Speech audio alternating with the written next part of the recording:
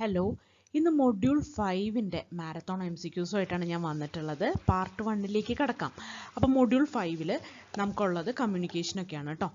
അപ്പോൾ ആദ്യത്തെ ചോദ്യം, a discrete time signal x of n is equal to cos pi n by 3 is. ഇത് periodic ആണോ? അതെ, പീരിയോഡിക് ആയിരിക്കും അല്ലേ. കോസ് പീരിയോഡിക് ആണല്ലോ.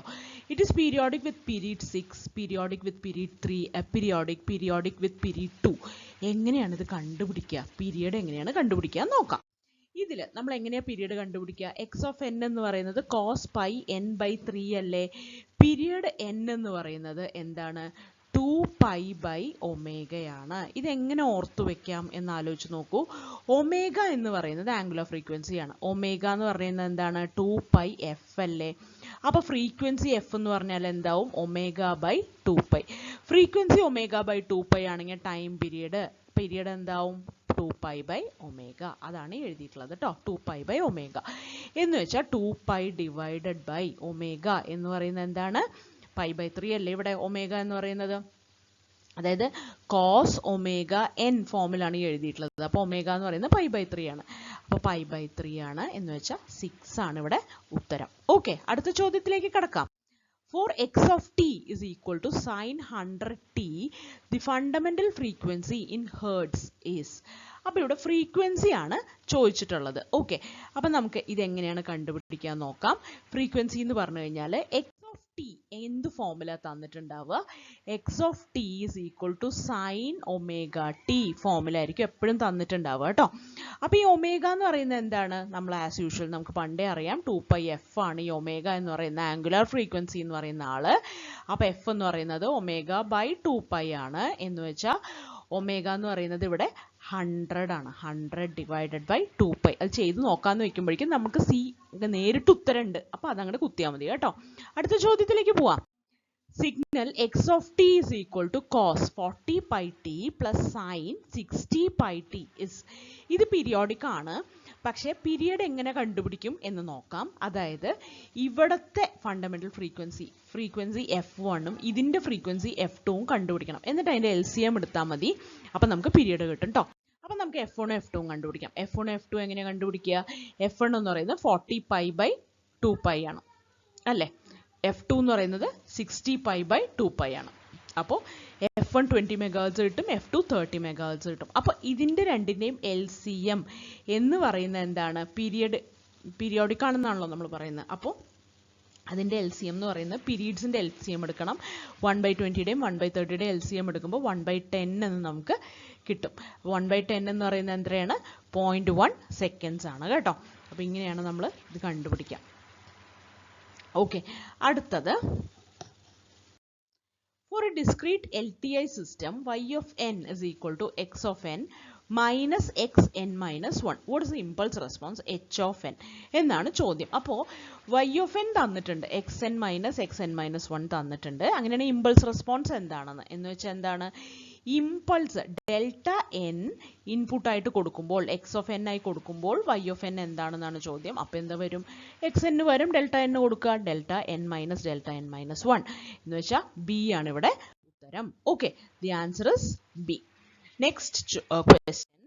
Which of the following statement is true about LTI system? Linear time invariant system true ആയിട്ടുള്ള statement ഏതാണെന്നാണ് ചോദിക്കുന്നത്. Convolution in time is multiplication in frequency. അത് ശരിയാണ് അല്ലേ.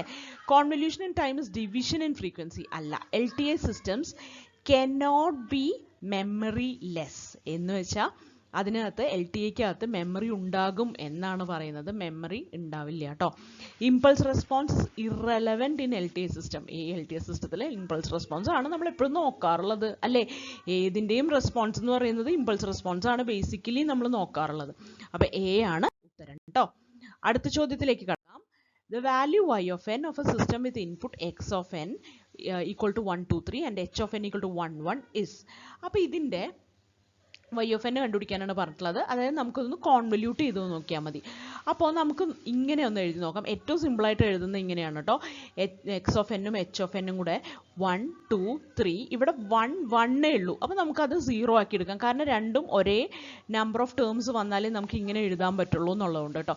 അപ്പോൾ 1 × 1 1 1 × 1 1 അഗെയിൻ ഇവിടെ 0 എന്ന് എഴുതാം. 2 × 1 2 2 × 1 2 അഗെയിൻ ഇവിടെ 0 ഇവിടെ 3 3 0. ഇനി നമ്മൾ ഇങ്ങനെ ഇതറിയാലോ അല്ലേ ഇതെങ്ങനെയാണ് ചെയ്യുന്നതെന്നുള്ളത്. എന്നിട്ട് നമ്മളിങ്ങനെ ഇതിങ്ങനെ വരയ്ക്കും കേട്ടോ. അപ്പോൾ നമുക്ക് ഓരോ വാല്യൂ ആയിട്ട് കിട്ടും. ഫസ്റ്റ് വാല്യൂ y of 0 എന്ന് പറയുന്നത് എത്രയാണ്? അപ്പോൾ y of n എഴുതി കഴിഞ്ഞാൽ ആദ്യത്തെ 1 ആണ്. പിന്നെ അടുത്ത ടേം എത്രയാണ്? 2 + 1 3. അടുത്ത ടേം എത്രയാണ്? 3 + 2 + 0 5. പിന്നെ 3 + 0 3. പിന്നെ 0 തന്നെയാണ് വരുന്നത്. അപ്പോൾ ഇത്രയേ ഉള്ളൂ. 1353 ആണ് ഇതിൻ്റെ ഉത്തരം. അപ്പോൾ ആൻസർ എത്രയാണ്? എ ആണ് ഇതിൻ്റെ ആൻസർ കേട്ടോ. അപ്പോൾ ഇതിങ്ങനെ വേറെ മെത്തേഡിൽ സാധാരണ കോൺവല്യൂഷൻ മെത്തേഡിലാണ് ഇത് ചെയ്തിട്ടുള്ളത്. ലീനിയർ കോൺവല്യൂഷൻ സാധാരണ പോലെ ഓരോന്നെടുത്ത് മൾട്ടിപ്ലൈ ചെയ്തിട്ടും കാണിച്ചിട്ടുണ്ട്. നമ്മുടെ മറ്റേ മെത്തേഡാണെങ്കിൽ ഭയങ്കര എളുപ്പത്തിൽ അത് കഴിയും കേട്ടോ. അടുത്ത ചോദ്യത്തിലേക്ക് കടക്കാം.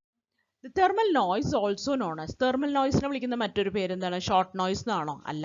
വൈറ്റ് നോയ്സ് ആണോ? അതെ. ഇമ്പൾസ് റെസ്പോൺസ് അല്ല. ഫ്ലിക്കർ നോയ്സ് അല്ല. വൈറ്റ് നോയ്സ് ആണ് നമ്മൾ വിളിക്കുക. എന്തുകൊണ്ടാണ് വൈറ്റ് നോയ്സ് എന്ന് വിളിക്കുന്നത്?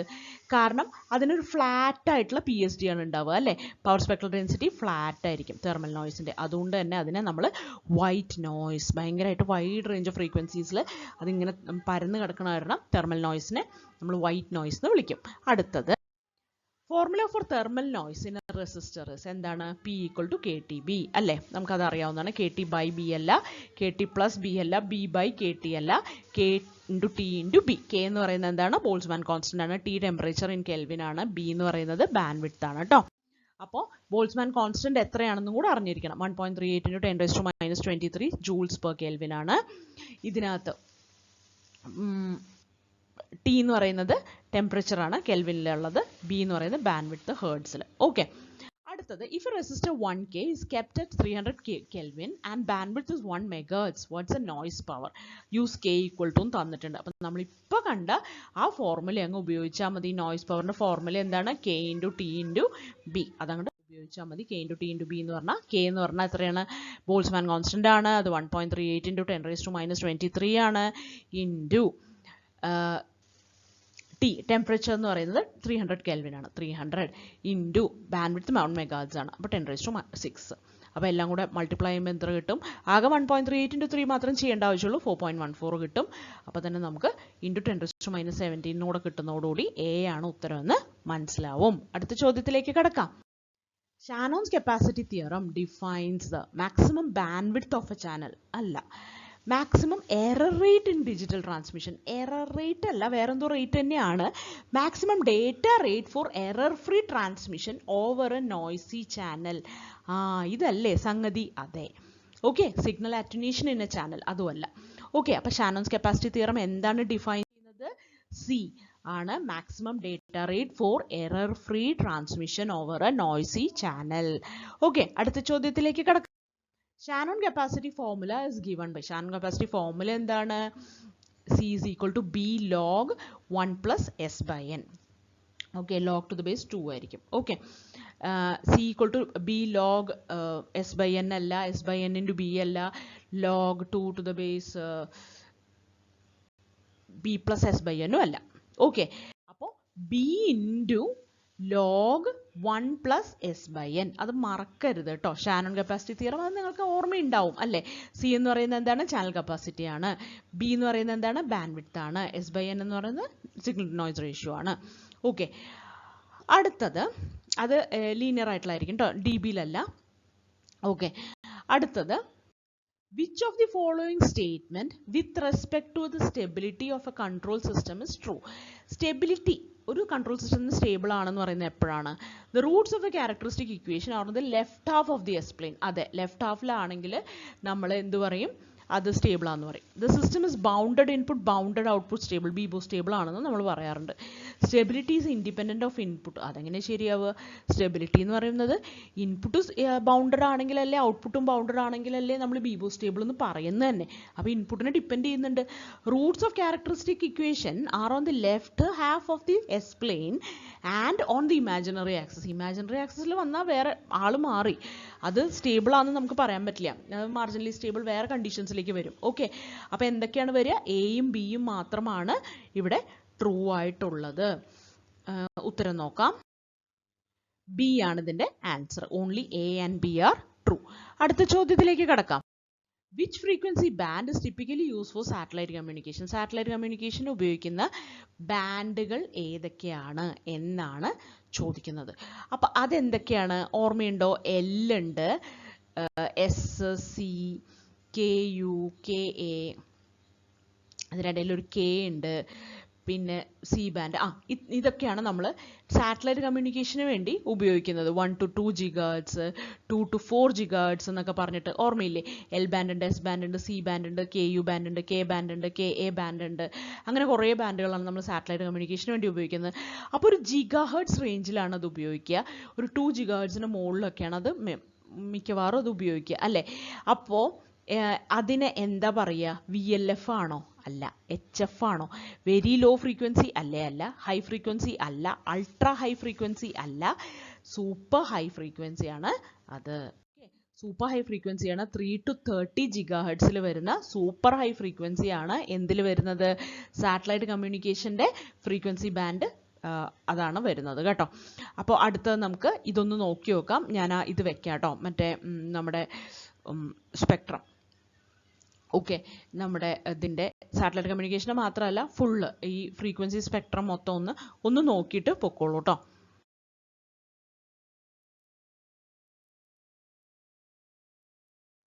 അടുത്തത്, which layer of the atmosphere reflects sky waves for long distance radio communication? long distance radio communication വേണ്ടി റിഫ്ലക്റ്റ് ചെയ്യുന്നത് ഏത് സ്ഫിയർ ആണ്? അയണോസ്ഫിയർ ആണ് കേട്ടോ.